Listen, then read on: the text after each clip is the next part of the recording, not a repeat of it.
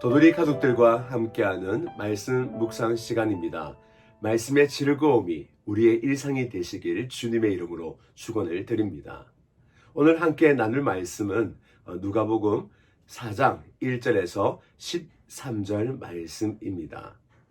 예수님께서 세례를 받으신 후 성령의 이끌림을 받아 강야로 나아가십니다. 그리고 그곳에서 시험을 받으시죠. 예수님께서 40일 동안 금식한 후라 배가 무척 고프셨습니다. 사단은 이 약점을 알고 예수님께 나와 시험을 합니다.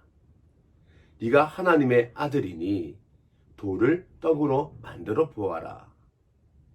예수님은 아주 단호하게 사람이 떡으로만 사는 존재가 아니다라고 말씀을 하십니다. 또 사단은 예수님에게 로마 제국의 휘황찬란한 모습을 펼쳐 보이며 네가 만일 나에게 절을 한다면 내가 이 만국을 너에게 주겠다라고 말하죠. 이때 예수님은 말씀의 기록을 가져와 우리는 다만 하나님을 경배할 뿐이다. 우리는 하나님을 경배하는 존재이다 라고 말씀을 하십니다.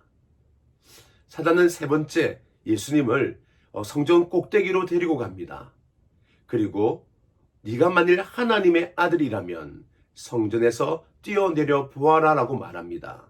이때에 하나님이 천사를 보내어 땅에 떨어지지 않도록 너를 보호하지 않겠느냐라고 시험을 하죠. 이때 예수님은 아주 강하게 그리고 단호하게 너의 하나님을 시험하지 말라라고 말을 합니다. 그리고 사단은 시험에 패배하여 도망을 칩니다. 그러나 잠시죠. 오늘 예수님께서 시험을 받으신 이 내용을 보면 우리가 우리 삶 속에서 받고 있는 시험과 비슷하지 않습니까? 오늘 이 말씀을 통하여 예수님께서 어떻게 시험을 이기셨는지 또 우리에게 어떤 교훈을 주시는지 함께 말씀을 나누시겠습니다.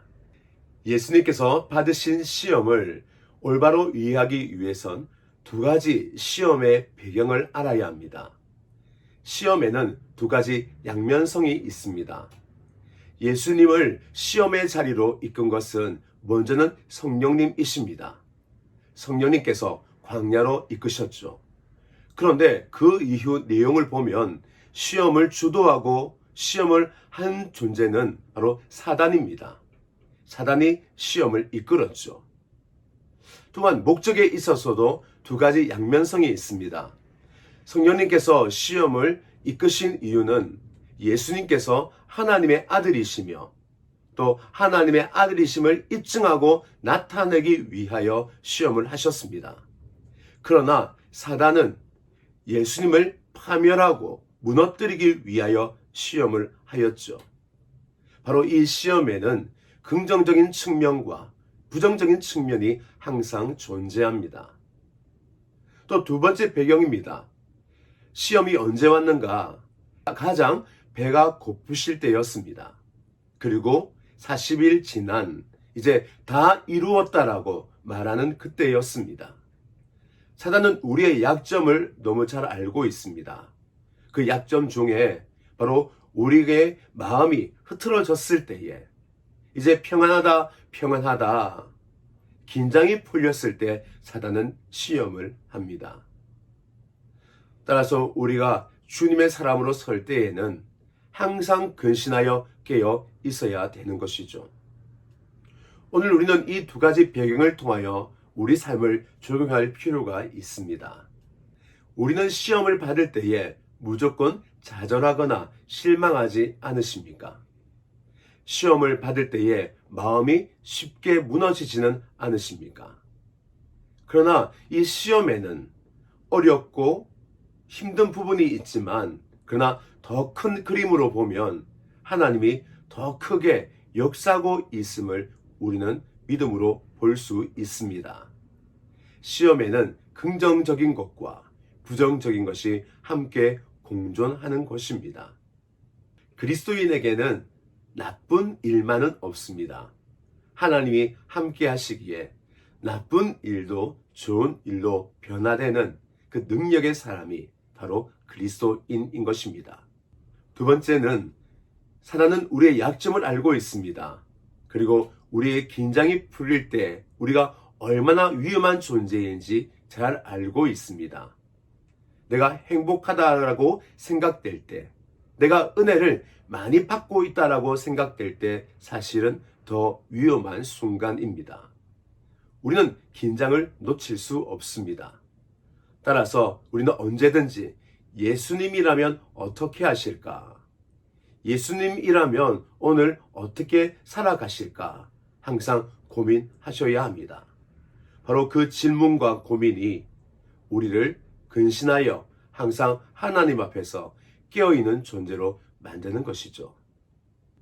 예수님께서 받으신 시험에는 인간의 근본적인 질문 3가지가 들어 있습니다. 사람은 누구이며, 사람은 무엇을 위해 살아야 하며, 어떻게 살아야 하는 존재인가? 사단이 들고 온 시험에는 인간의 근본 문제 3가지가 들어 있었습니다.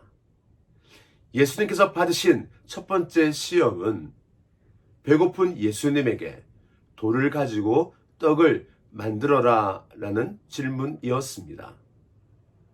이것은 사람이 어떻게 살아야 되는가, 무엇을 가지고 살아야 되는가에 대한 질문이었죠.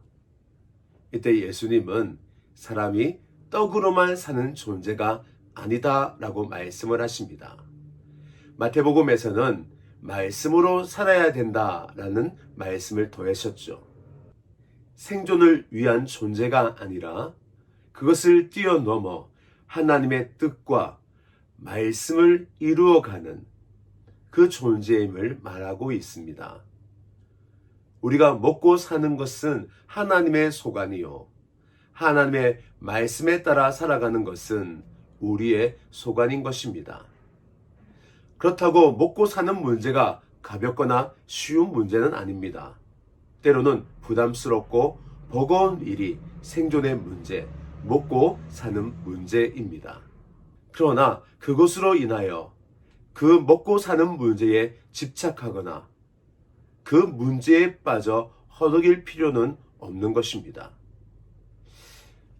지금까지 살아온 것 우리가 열심히 살았죠. 그러나 열심히 살았기 때문에 우리가 살은 것일까요? 되돌아보면 하나님의 은혜 없이 가능한 삶이었겠습니까? 먹고 사는 문제, 이것 또한 하나님의 은혜이며 그 은혜 가운데에 우리는 어떻게 하나님의 말씀을 이루어갈까 고민하는 존재가 바로 우리들입니다. 그렇다면 나는 지금 먹고 사는 문제에 너무 집착하고 있지는 않습니까? 먹고 사는 문제에 평안을 누리고 계십니까? 걱정 대신 기도함으로 우리는 하나님께 나아가십니까? 우리가 집착해야 할 문제는 먹고 사는 문제가 아니라 바로 말씀이란 사실을 잊지 마시고 말씀에 전념하여 말씀으로 인하여 살아가는 저와 여러분 되시길 주님의 이름으로 축원을 드립니다. 두 번째 시험은 사단이 로마 제국을 예수님께 보여주며 시작되었습니다. 네가 절을 하면 내가 이 모든 만국을 너희에게 주겠다. 이때 예수님은 아주 단호하며 간단하게 이기십니다. 하나님 말씀에 사람은 하나님을 경배하라 되어 있다라는 말씀으로 끝을 맺으십니다. 결론이 단순하죠. 예수님의 인생은 말씀으로 결론을 내리는 인생이었기에 고민 없이 시험 앞에서 단순할 수 있었던 것입니다. 지금 나는 내가 살아가는 목적 분명히 붙들고 계십니까? 오늘 내가 살아가는 목적은 무엇입니까? 그리고 오늘 내가 살아갈 때 가장 큰 관심을 가지고 살아가는 일은 무엇입니까? 그리고 오늘 아침 우리 하나님께 경배하며 찬양을 드리셨는가요? 기도와 말씀은 쉽게 받아들이지만 찬양하는 삶은 오히려 쉽게 잊어버립니다.